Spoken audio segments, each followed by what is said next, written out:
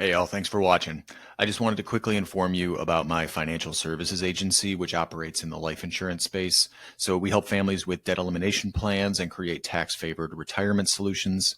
We support small businesses, nonprofits, worker-owned co-ops, unions, and social enterprises with employee and member benefits.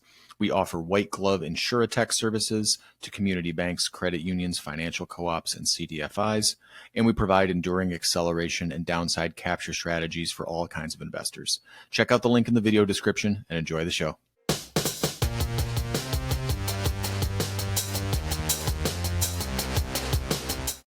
Welcome into the Mindful Marketplace, into the show here today. So glad to have you. Thanks, Joel. It's great to be here. Yeah, I'm really excited to get to talk to you as part of this special series that we are doing for neighborhood economics and the upcoming conference that they're holding in San Antonio at the end of February here. Yeah, there's so much that we could talk about with you. I know you have worked with the UN development. You run your own kind of consulting business all about called the Pre-Distribution Initiative that I'm really fascinated to get into. But I'm a little curious about your kind of your background and kind of how you how you found your way, I guess maybe is a better way to put it, into the sustainable investing and impact investing world here. Yeah, thanks, Joel. I've been interested in issues around colonialism, post-colonial politics, neocolonialism since I was in high school. Hmm. I was an activist as a teenager, and I was really into punk rock music and the socioeconomic types of punk rock music. And there was a whole scene where I was growing up in Syracuse, New York, that was focused on inequality, global Hmm. inequality, local inequality. It was the 90s, so concerns rising around globalization, but also a recognition that there need to be economic opportunities for people in developing countries, or questions around are they the right economic opportunities. And so this was something that was all on my radar as a teenager. I ended up studying history, politics, and African studies in university, Hmm. and also doing some volunteer work in Tanzania and studying with Bill Easterly, who was one of the first proponents of trade versus aid. And those two experiences together really helped me see some issues with the aid industry and recreating cycles of dependency. And so I, despite my skepticism of capitalism, became very interested in attracting finance and capacity building, skills training to small, medium-sized enterprises in places like Tanzania, where I was doing volunteer work and where I saw SMEs that could use those kinds of resources to grow. And so I went into finance without knowing anything about it. It was right around the time I was graduating from university, and I pulled my dreadlocks back in a ponytail and I tried to look professional. And I did not go to the business school, but I crashed the NYU Stern Career Fair and I got a job in finance. Hmm. And I ended up working for the first 4 years of my career in public equities on the sell side. I was actually at Bear Stearns during the financial crisis. Hmm. And by that time, I had realized that public equities were not the right place for me to be if I was interested in economic development work, that private capital was really a better space, private equity, venture capital. Private debt wasn't really a major asset class at the time, so that wasn't something that I was focused on. But I was able to make the switch during the financial crisis to work in private equity focused on Africa, and then eventually stayed in the space focusing on private equity infrastructure and project finance and project development for the rest of my career up until 2019 when I started the Pre-Distribution Initiative. And during that time, I focused not only on Sub-Saharan Africa, but also ended up engaging in private capital financing in developed markets as well, and learned a lot about uh, the way capital is structured. I was focused on, at first, just managing financial models, pitch decks, raising capital, but very quickly became focused on ESG and impact investing, particularly Hmm. because the development finance institutions at the time were some of the early investors focused on those types of investing. And so I became familiar with the IFC performance standards on environmental and social sustainability and the environmental health and safety guidelines of the World Bank and other standards. And over time also got involved with SASB, the Sustainability Accounting Standards Board, and IRIS, the impact investing framework that the Global Impact Investing Network was developing. GRI, I started using GRI and the Global Reporting Initiative standards in our portfolio companies, and realized that they were all very important frameworks, but they primarily focus on portfolio company products and services and activities. And there wasn't really a framework that evaluated the investors themselves and how much of return they got versus the stakeholders, the workers or community members in our investments. If we're investing in an infrastructure project in Africa, how much return stays on the ground with workers and the community members who gave up their land versus how much goes to the investors. Another issue that really became central on my radar was I would go to these ESG and impact investing conferences and see some of the mega fund managers and private equity present on their commitment to the sustainable development goals that at that point had come out, and impact investing. And yet their executives are paid way more than most corporate executives, hundreds of millions of dollars. That's exacerbating inequality and economic disparity and power imbalances globally, and that I genuinely believe is contributing to a lot of the polarization that we see today in society between the haves and the have-nots. And I think that populists have real legitimate grievances in terms of the way systems are structured. And so all of this became central areas of interest for me around 2017, 2018, and I decided to leave the private equity industry so that I could start it's a nonprofit, the Pre-Distribution Initiative, and I was fortunate to have a fellowship from the Open Society Foundations to lead the launch of this nonprofit, which is focused on helping investors see their blind spots in terms of the way they structure investments, they govern themselves, the distribution of risk, return, and value. And we're very focused on institutional investors. A lot of the great innovations in investing are coming from the niche impact investing space, from high net worth individuals and family offices and smaller funds. But we really want to socialize those concepts with the institutional investors to change sort of these mega forces that are driving our economic system, as well, and not just keep some of these really innovative ideas in the niche space. It's 2008, 2009. Bear Stearns was kind of the tip of the spear of the financial crisis. It was Lehman Brothers and Bear Stearns were the first two that really fell. I'm curious, what was the biggest kind of aha moment for you as that was happening? To be honest with you, there was so much going on at the time with me personally in terms of my interest in Africa and just figuring that out career-wise. And I think that I wasn't surprised about the collapse of the financial system.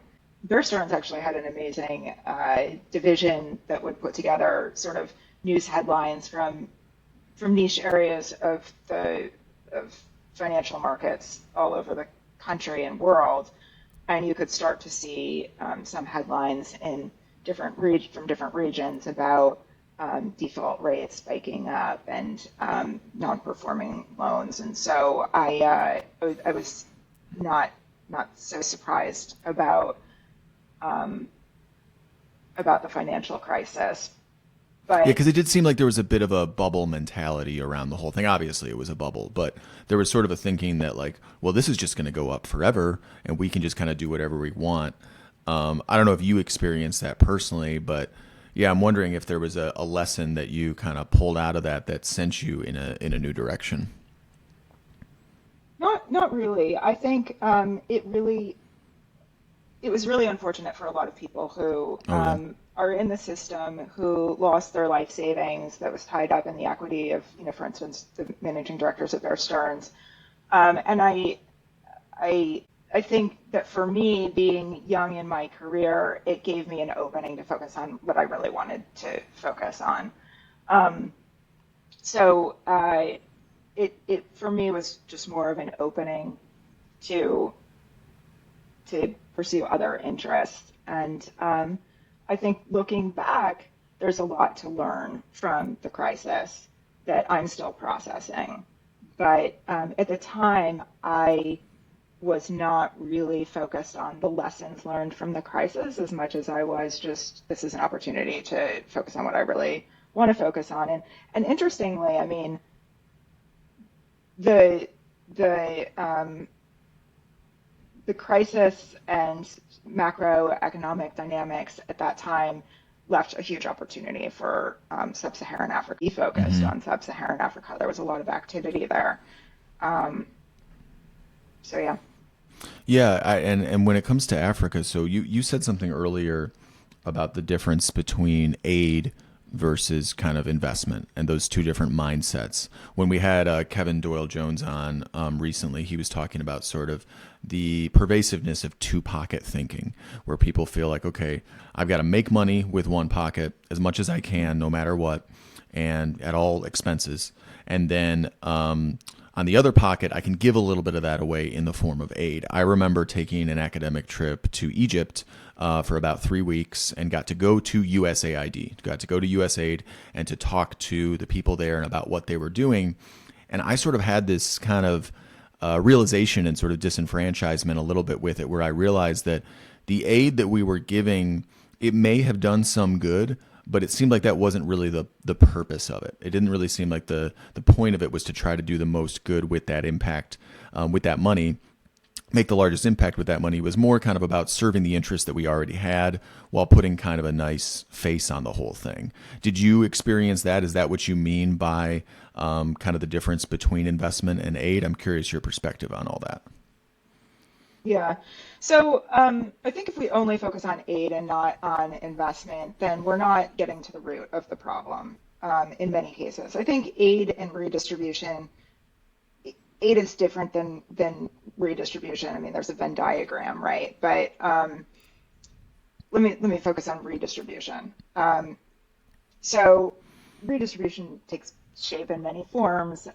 It can be reparations to level the playing field, which we believe can be very important and meaningful. It can take shape in the form of taxes for emergency funds. Aid is very important in emergency situations. Hmm. It can take shape in taxes for social and physical infrastructure. That's really important for society. So we're in favor of a number of forms of redistribution. However, when it comes to economic inequality, um, beyond leveling the playing field, you then have to fix the cycles through which wealth is created in the first place so that you don't end up a few years later with a situation of inequality where wealth accumulated to very few individuals who, might not have created, who might not have taken as much risk as other stakeholders and created as much value. I think we really underestimate the risk that workers and community members take and the Hmm. value that they create. And so until we address those issues and also think about natural capital and the value that it creates and the risk that we impose on it and what it should be valued at, until we address dynamics related to our interpretations of risk, return, and value, we're not going to have an economic system that distributes wealth evenly. And so we'll consistently run into the same problems. And that's why we're focused on pre-distribution, because that's the concept. Pre-distribution is adjusting the system so that Hmm. uh, we reinterpret risk, return, and value, and returns can be distributed um, more proportionally and evenly. We also, to the spirit of much of what neighborhood economics that community gets at, we do also have a strong interest in building more worker and community voice and investments as well. We're very interested in worker ownership models, community Hmm. ownership models. We don't believe that those are necessarily silver bullets to changing the system. For instance, if you look at some of these co-op buildings in Florida, they're pretty much governed by the community members who live in them, and they're also always fighting and picking on each other. And I'm sure there Hmm. are a few that don't have those kinds of politics, but there are a few things that need to happen in parallel from our perspective in terms of changing the system toward pre-distribution, and that has to do with reinterpreting risk, return, and value. Uh, and that's a cultural phenomenon. It's not just like the tools that investors use; it's all of us. And then and recognizing that we're dependent on one another. Um, and then also, thinking through how do we have more democratic governance of the investment space as well. Yeah, I love what you're saying about the worker owned stuff. I think that a lot of times when we try to think about and imagine solutions, and it's funny because it does seem like we're living in a moment where it's sometimes even difficult to imagine how things could be different. I've started to say we there's this weird thing going on right now where it almost seems like in a certain part of our country and culture that it's easier to imagine terraforming Mars than having a different economic model, right? And so. But I think worker owned is really one of those kind of key ways. And obviously, this isn't about utopia. This isn't about trying to create a situation where no one has any problems. There's never any competing interests. There's never any fighting. There's never anything along those lines. But it does seem like there's a fundamental shift in what you said, the democratization of business, of profits, of those things. Could you elaborate a little bit more from your perspective on how worker owned models actually accomplish that? Sure. There are a variety of different kinds of worker ownership models, and some include more engagement from workers or democratic governance, even, and some don't. And there's a spectrum, really. I mean, there's not even, I think, certain models that do or don't allow for that. I mean, it just depends on how you structure your investment. But data does show that worker-owned companies that have stronger worker engagement, those companies perform better. And so we believe that there's actually a strong incentive for investors, even those that are seeking, as they call it, risk-adjusted rates of return, to invest in companies that have elements of worker ownership or to provide private debt for these, conversions. Um, and, uh, and there are all different ways that these deals can be structured. I mean, there needs to be worker voice, I should mention, in structuring the deal as well, especially if you're talking about, for instance, a conversion where the company takes on significant debt and it has a valuation, and you want to make sure that workers get a good deal there. And then there's also worker voice and participation in the actual company itself, and that can be workers having a representative or representatives on the boards of directors. Hmm. I mean, if the company is fully worker owned, then there's lots of space potentially Hmm. for workers to participate in governance. So um, I'm sort of rambling across different models here, but if workers are going to be compensated in equity, um, that it's not, and I'm say compensated in equity, that's not the governance piece, that's the financial piece, right? But regardless, they're not giving up the opportunity for freedom of association and collective bargaining, because Yeah. that can be come in handy for them when they need it. No, absolutely. And, I mean, it's kind of like even I saw that when the private equity firm KKR was when they were chosen by, I think, Simon and Schuster were being sold off. The ability to have a worker owned model was actually a kind of a competitive advantage for them. That was something that they wanted to have, and it makes sense, I think, if you think more long term about things. This is one example. There's other examples of how things could be done differently, and I think that it's just about thinking more long term. I had on a values based investment advisor, Max Mintz, last year, and he was talking about how, if you're investing in a company and that company, he was talking about sustainability. And so he's like, if you're investing in this company, I don't really want to be investing in a company that's going to use up all of its resources in the next few years, and then it doesn't have, like, if it pollutes its own water source, like, that's not really a good investment to make in the long run.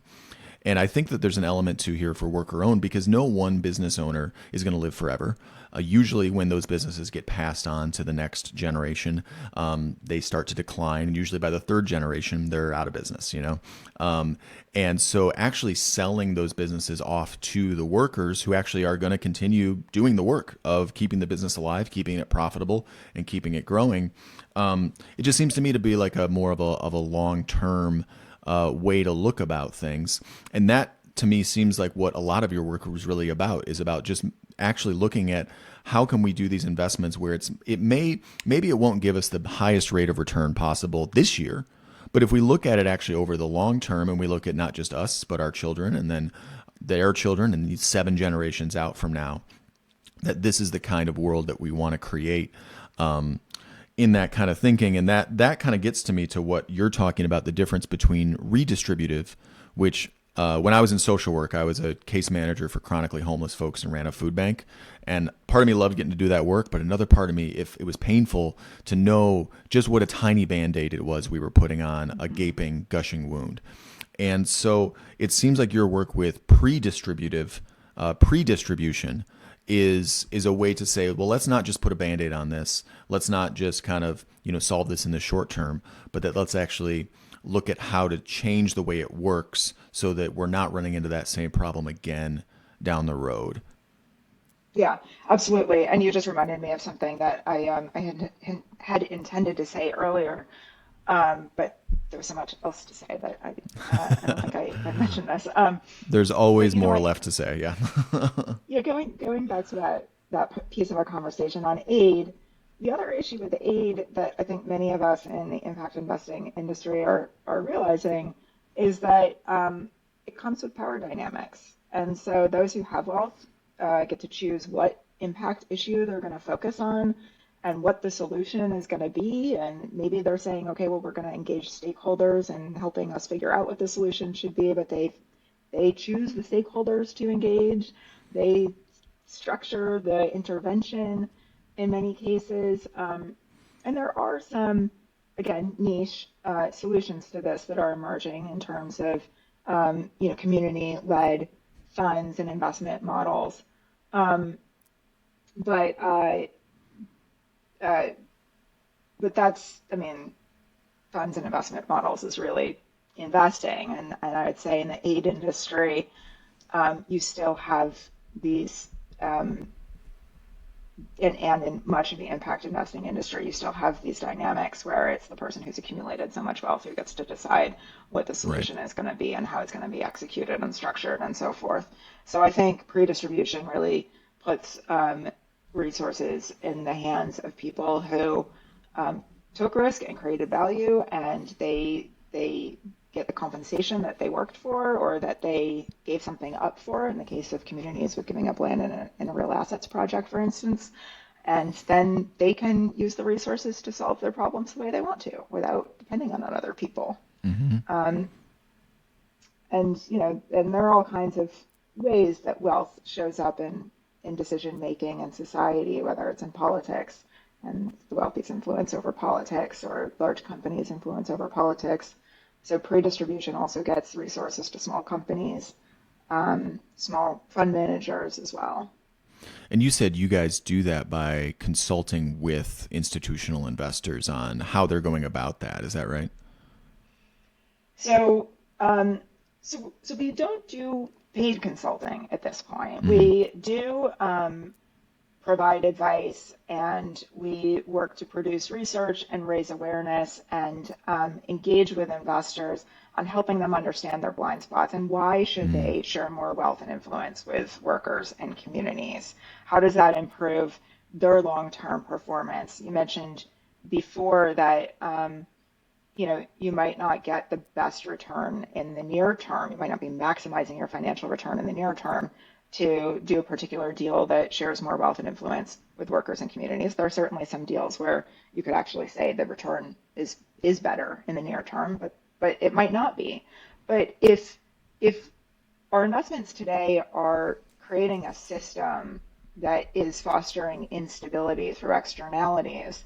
And if you're a pension fund or an insurance company or a sovereign wealth fund, those externalities are eventually going to catch up with you in your diversified portfolio, and it's going to have negative impacts. This is the concept of universal ownership, that some of these investors, these institutional investors, are so large and so diversified, they're exposed to every industry and geography and asset class, and they can't diversify away system level risks relating to inequality or climate change or biodiversity loss. And so they really need to think about, how are we investing? What are the externalities that are coming from these investments, positive and negative? And how do we avoid longer term risks? The problem that we've seen in this space, investors are starting to realize that they need to act as universal owners and manage system level risks. But their governance structures aren't set up to allow them to do that. And they're not bad people, it's just the way the system has evolved. These institutions How typically, so? yeah, the institutions typically evaluate performance based on performance of a portfolio or an investment relative to a historical financial benchmark, or a financial benchmark. You can say historical or not. But if you think about the financial benchmarks that the system has been using, they don't account for externalities, positive or negative. So if you want to invest sustainably moving forward and you're comparing financial performance of those sustainable investments to a financial benchmark that doesn't account for externalities and sustainability, then you're comparing apples and oranges. And particularly when we think about negative externalities that have not been priced in, and how social and natural capital have been so undervalued throughout our understanding of the financial system, then if you really want to actually more adequately value social and natural capital moving forward, our the financial benchmarks that we're using right now might be inflated, and it could be hard for sustainable investing to compete on a level playing field moving forward. Now, if you also account for positive externalities, that might not be true, but I'm getting into some complicated stuff. If you value positive externalities and negative externalities, then you might have a wash. Well, it sounds like what you're saying is, and kind of the heart of it is going back to what you said earlier when you were talking about workers. It sounds like it's the same sort of thing where you said workers are underappreciated for the amount of risk that they take, and also underappreciated for the amount of value that they create. And I think this idea of risk, return, value, is it just that the way that we've thought about these things is too narrow? Yeah, yeah, absolutely. And we don't have the financial analysis tools to think about these concepts differently. So risk. Uh, Risk is often interpreted as just, how far away are you from your benchmark, right? It's not. It's it doesn't account for externalities, like real physical externalities in the system, right? Um, And when you when we say think about, externalities, like what's an example of an externality for an investor or for a business? we often think about externalities in the context of planetary boundaries and social norms, like think donut economics, Kate Rayworth. Okay. So if you're exceeding a threshold, right? Then, or if you're contributing to overshooting on a threshold related to planetary boundaries, so say climate change, um, or if you're contributing to vast inequalities, then you're contributing to externalities. We have science-based targets for climate, and it could be helpful to develop some sort of similar framework to the extent that it's practical and feasible for social issues and other environmental issues as well. They can understand how much they're contributing to climate change, and then Mm-hmm. investors can say, okay, well, this company in my portfolio is contributing to climate change by this amount. Now, there's still extra steps that need to occur in terms of the investor understanding how climate change negatively affects its portfolio, when is that risk going to hit its portfolio, and by how much. And we believe that there needs to be much more work done in collaboration between economists and scientists and financial services professionals to be able to come up with those methodologies so that investors can interpret risk differently in their assessments. And then what about on the more like the value side? You know, you mentioned workers and other pieces of the economic picture being. What do you feel like it's overvalued, and what do you feel like it's undervalued? So financial capital, we believe, is very much overvalued. That's where most of the return gets attributed to. However, there's human or social capital that's very much undervalued. There's natural capital that's undervalued. I think a popular topic when we talk about undervaluing a dynamic in the economy, there's a lot that's been done around care work, right? Mm-hmm. So that's a typical example of something that's very undervalued. Yeah, I mean, I even think about. I was recently listening to a talk by David Graeber after I read his book Debt: The First 5,000 Years. Love that book. Highly recommend it. And he was talking about the way that we value work and how when we always value production and creation of a new good more so than care and maintenance and the thing. And he said, and this kind of summed it up really nicely. He said, a glass or a cup or a bowl only needs to be made once, but it needs to be washed thousands of times. But we don't really think of the washing as important work. We think more of the making of it as the important work. Yeah, well, the first thing that comes to mind hearing you say that is the subway system in New York City. I lived in New York City Oh for yeah. 19 years, and I have to say, I've been traveling a lot recently and looking at the subway systems in other countries, whether they're developed countries or developing countries, compared to New York. It's just unbelievable the way we're allowing our infrastructure to decay. It's really scary, and I think you're absolutely right on that. Yeah. You mentioned earlier a topic that I think would be worth spending some time on here. You mentioned the idea of democratizing not just workplaces, but also of democratizing investing. What do you mean by that? I think that there are a lot of different aspects of the financial services uh, sector and the economy, the market, to democratize. Um, there can be democratization of companies, as you mentioned, and as we talked about before.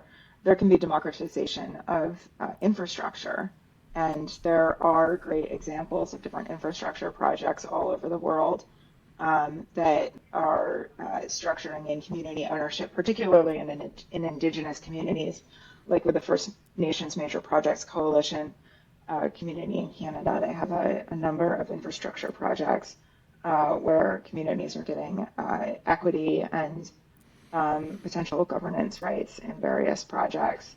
And many of, well, maybe not many, but you're seeing a handful of these projects emerge that also have institutional capital in the capital stack. So that's really interesting. I think when it comes to democratizing investing, the first step, I mean, what comes to mind is workers and communities running funds or governing funds.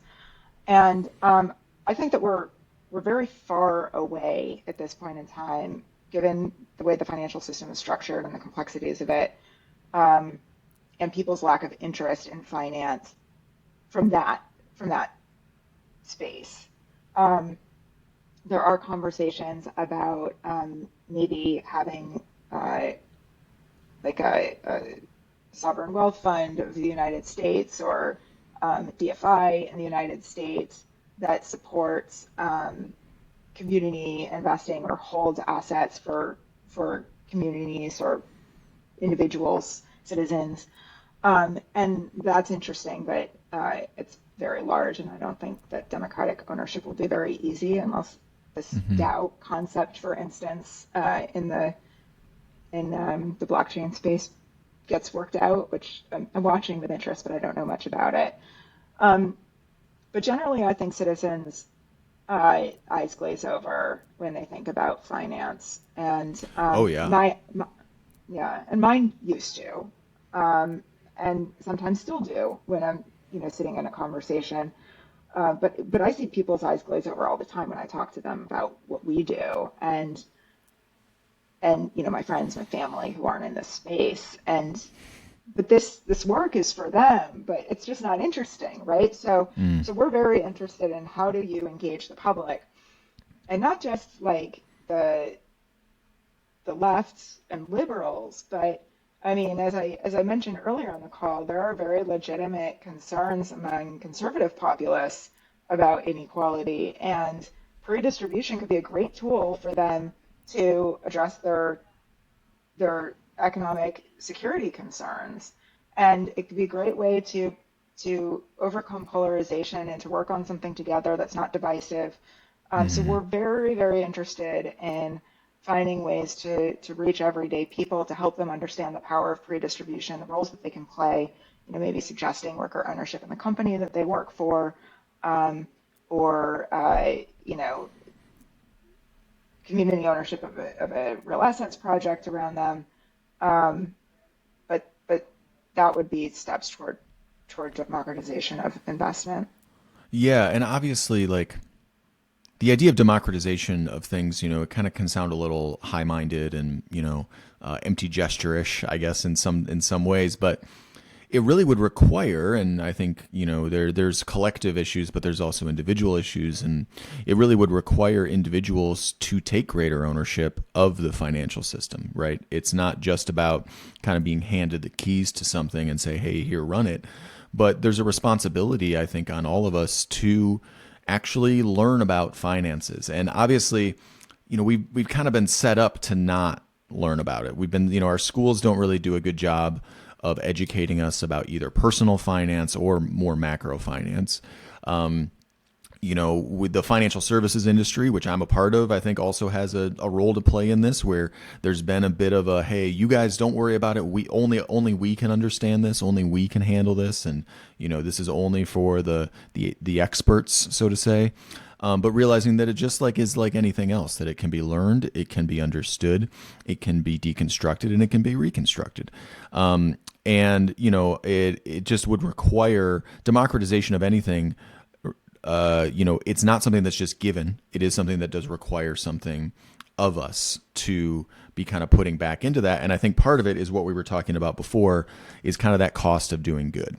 When you are thinking about making an investment, and you got one investment over here that is, let's say with your right hand, you've got an investment that looks like it can get you a really high rate of return, and you can make an extra 10, 15, 20% or something on it. And then you've got another one over here that looks like, well, it's maybe only a 4, 5, 6, 7% return, but it looks like it's going to be into something that is more sustainable, which adds to the benefit of our kind of more collective society, which in the long run really helps all of us out. I don't know. There's like messaging that needs to happen. There's education. There's so many things I think that need to happen around that.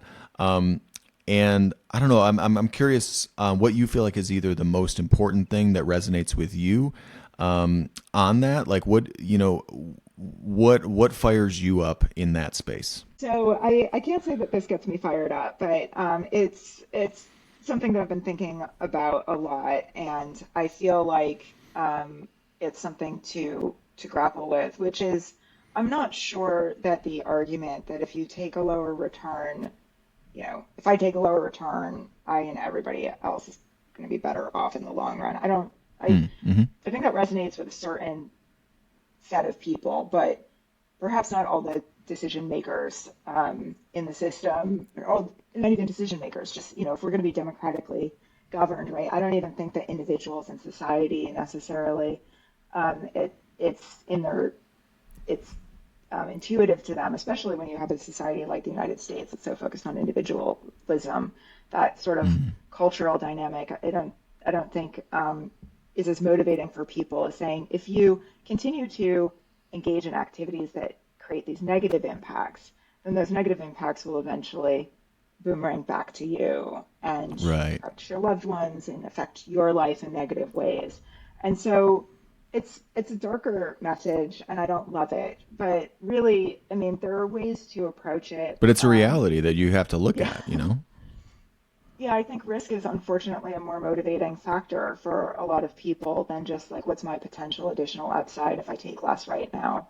Um, and Hmm. uh, and so that's something that we're very focused on in terms of being able to put some definition around what's the magnitude of that risk, what's the shape of it, how is it going to affect you, whether it's for investors or individuals. I think we're going to have to think about those dynamics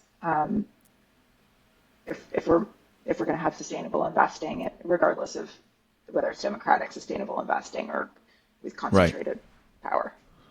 Yeah, it's because it's like there's two questions there. One question is what's the cost of doing good?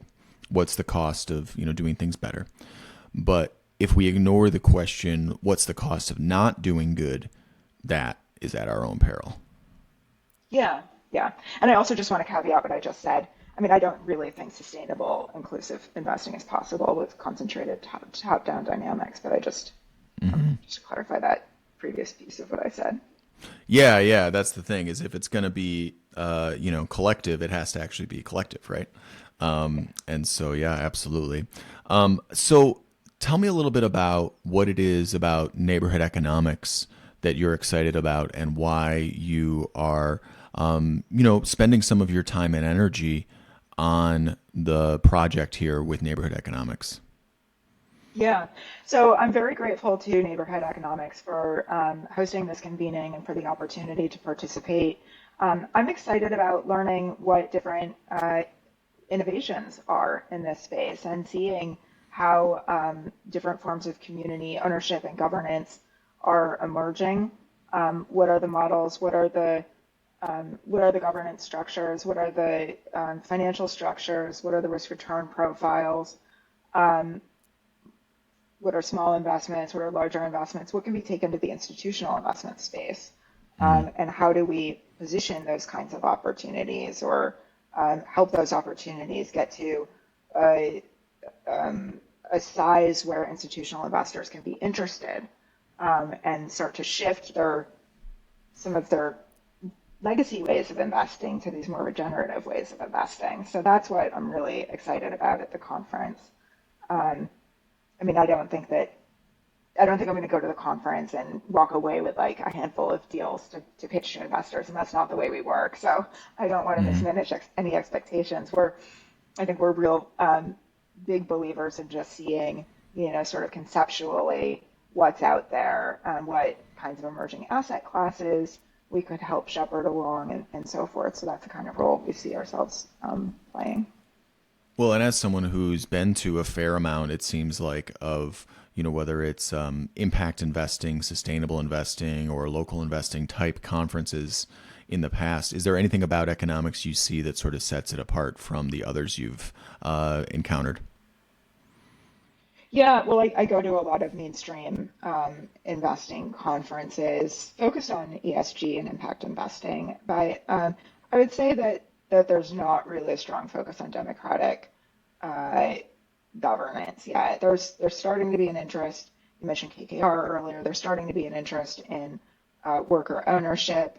I think community ownership is more nascent, but there's that interest as well. But when it comes to governance, I it's not a major topic at the conferences I typically go to. So I'm looking forward to being part of that changing over time. Yeah, yeah, absolutely. I love that it's bringing together all types of people, people you would not expect to necessarily be at the same conference together, but who all can see a unified mission and not kind of put away the litmus tests, put away the divisions, put away the other disagreements for a while, and just focus on the fact that we are neighbors to each other. We all are each other. That's kind of how it works. And that when we invest in each other, we are investing in ourselves. And to actually get on boots on the ground and like put some real understanding around how that can actually happen and what it actually looks like across the board from all of these different great organizations, whether it's purpose built communities, whether it's the work you're doing, whether it's the work that Michael Schumann is doing with his local investment and the kind of the DCIFs, the diversified community investment funds, and all of that kind of stuff. So I know I'm personally very excited to get to be there. I'm excited to get to meet you in person and spend some time with you and the rest of the cohort there. Yeah. Any last words that you would give to the listeners out there who are interested in these topics, but maybe aren't sure what to do next, or kind of how to move their money, or how to be just more how to run their business more democratically, or whatever the case might be? What's your perspective, and where would you leave things there? Well, I'll half answer this question and half just build on the last piece of what we talked about, because I realized that in saying that democratic governance is not really on the agenda of some of these institutional investor conferences, it's not just that it's not on the agenda, but I think that a lot of institutional investors are just used, particularly in the private capital spaces, but Mm-hmm. also in public equities, are used to having some degree of control and influence. And I guess with debt financing, it's different. But with equity investing, I think it can be a little scary for these Mm-hmm. investors to share control or to give up control. And so thinking about, what's the value add here of democratic governance, and why does it help investors to share influence with workers and communities? Um, that I think really needs to be built out more, whether it's through research. We're writing a paper that's coming out in a month or two with Oxfam America on this. It's very high level, but we perhaps we will find some partners at the conference, or work on some sort of initiative uh, together to build this kind of content out. Yeah, absolutely. Thank you so much for your time here today. Thank you for all the work that you've done. It's so neat to meet someone who also kind of started in the, social justice world, and then went finance, and then is figuring out how to blend those two things. So I am really grateful for your time here today. Yeah, and for all of you listening out there, we'll be continuing this special series that we're doing here. And as we always end the show with, remember, until next time, we are each other.